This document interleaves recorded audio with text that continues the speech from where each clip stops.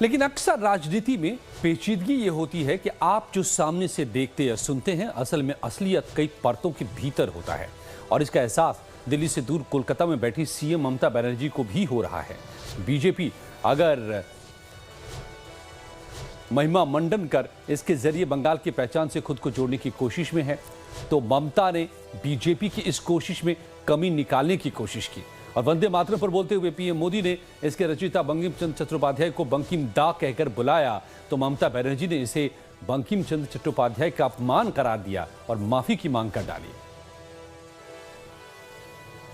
बंकिम चंद्र चट्टोपाध्याय के बोलें बंकिम दा যেন মনে হচ্ছে হরিদা আর শ্যামদা।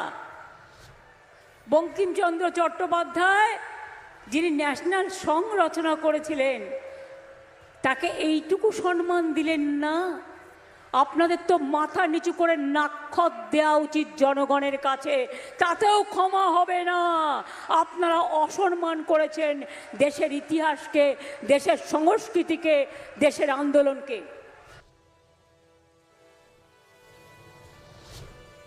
तो यानी मोदी अगर बंगाल को अपना बताने की कोशिश करने में जुटे हैं, तो ममता मोदी को गैर बंगाली साबित करने में जुटी हैं। संसद की बहस से लेकर एनडीए संसदीय दल की बैठक तक में पीएम मोदी के मंत्र से साफ है कि बीजेपी न सिर्फ मिशन बंगाल में जी जान से जुटी है, बल्कि बंगाल चुनाव का बीजेपी का एजेंडा भी साफ हो रहा है। प्रखर हिंदुत्व और पब्लिक कनेक्ट, इसके जरिए बीजेपी की बंगाल की फतह की तैयारी है। और इस फॉर्मूले के पीछे पिछले बंगाल चुनाव से बीजेपी ने सीख भी ली है। पिछले चुनाव में सीधे ममता पर मोदी के सियासी हमले को ममता ने हथियार बनाकर खेला कर दिया था। ऐसे ममता ने बंगाली पहचान और स्थानीयता पर हमले का टर्न देकर मोदी को ही मात दे दी थी। तो इस बार पीएम मोदी पश्चिम बंगाल के लोगों से अपनेपन का नाता जोड़ने की कोशिशों में जुट गए हैं। और अब देखना होगा कि ये कोशिश इस बार के विधानसभा चुनाव में कितनी कामयाब होती है।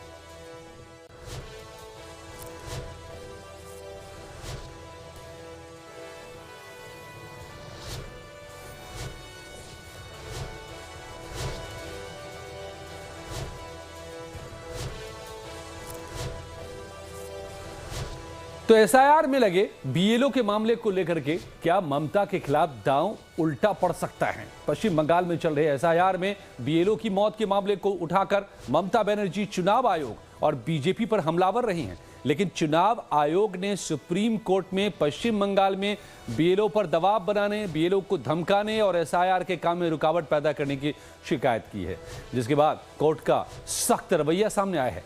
दरअसल सुप्रीम कोर्ट ने मंगलवार को पश्चिम बंगाल और अन्य राज्यों में एसआईआर 2.0 यानी कि मतदाता सूची में के विशेष गहन पुनरीक्षण कार्य में लगे बीएलओ और अन्य अधिकारियों को धमकाए जाने की घटनाओं पर कड़ा संज्ञान लिया।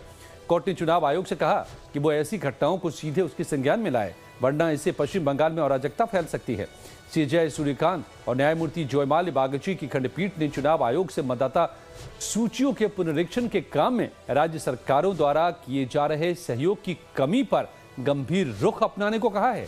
अब पीठ ने चुनाव आयोग के वकील राकेश द्विवेदी से कहा कि सहयोग की कमी, बीएलओ के काम में रुकावट या उन्हें धमकाए जाने के मामले को हमारे संज्ञान में लाएं और हम उचित आदेश पारित करेंगे। इतना ही नहीं, न्यायमूर्ति कांत ने स्थिति को बहुत गंभीर बताया और अधिवक्ता द्विवेदी से साफ किया कि स्थिति से निपटें, अन्यथा ये अराजकता का कारण बन जाएगी।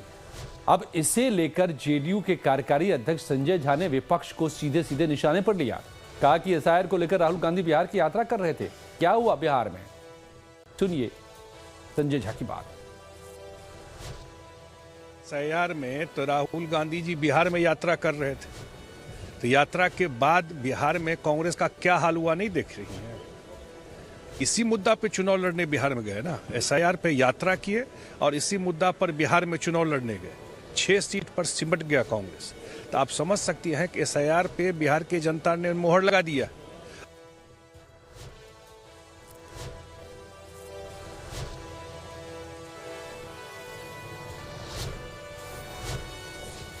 बहरहाल चुनाव आयोग के वकील राकेश द्विवेदी ने पीठ को बताया कि यदि स्थिति बिगड़ती है तो चुनाव आयोग के पास राज्य सरकार के अधीन आने वाली पुलिस को अपनी डेपुटेशन पर लेने के अलावा कोई विकल्प नहीं बचेगा। और इस पर न्यायमूर्ति बागची ने टिप्पणी की कि चुनाव प्रक्रिया शुरू होने तक चुनाव आयोग पुलिस को अपने अधिकार क्षेत्र में नहीं ले सकता। हालांकि एडवोकेट राकेश द्विवेदी ने जोर देकर इस पर कहा कि बीएलओ और एसआईआर के काम में लगे अन्य अधिकारियों को धमकाए जाने की स्थितियों से निपटने के लिए चुनाव आयोग के पास सभी संवैधानिक शक्तियां मौजूद हैं। यानी जरूरत पड़ी तो चुनाव आयोग पश्चिम बंगाल पुलिस को अपने कमांड में ले सकती है।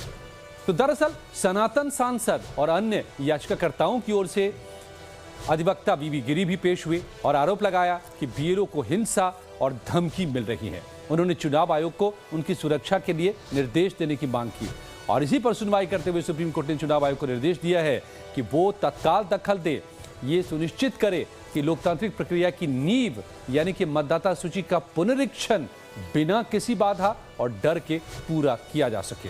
आज की सुनवाई के दौरान बीएलओ की मौत का मामला भी उठा। इसके चुनाव आयोग के वकील ने इससे इनकार किया।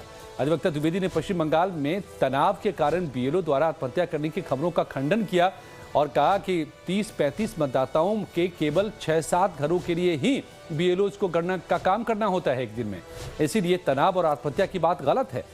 हालांकि इस पर न्यायमूर्ति बागची ने कहा कि ये सिर्फ डेस्क वर्क नहीं है, बीएलओ को घर घर जाना होता है, फॉर्म भराने होते हैं और उन्हें अपलोड भी करना होता है। ये उतना सरल नहीं है जितना दिखता है। तो साफ है, पॉलिटिक्स में जो बातें और बार पलटवार आप हर रोज सुनते हैं वो एक बात होती है, लेकिन कोर्ट की सुनवाई में आर्गुमेंट जो होते हैं उनसे तथ्यों का पता चलता है। और आज की सुप्रीम कोर्ट की सुनवाई से साफ है कि पश्चिम बंगाल हो या दूसरे राज्य, एसआईआर में बीएलओ के तनाव से ज्यादा बड़ा मुद्दा बीएलओ को धमकाने और उन्हें काम से रोकने का बन चुका है। बीजेपी यही आरोप भी ममता पर लगाती रही है।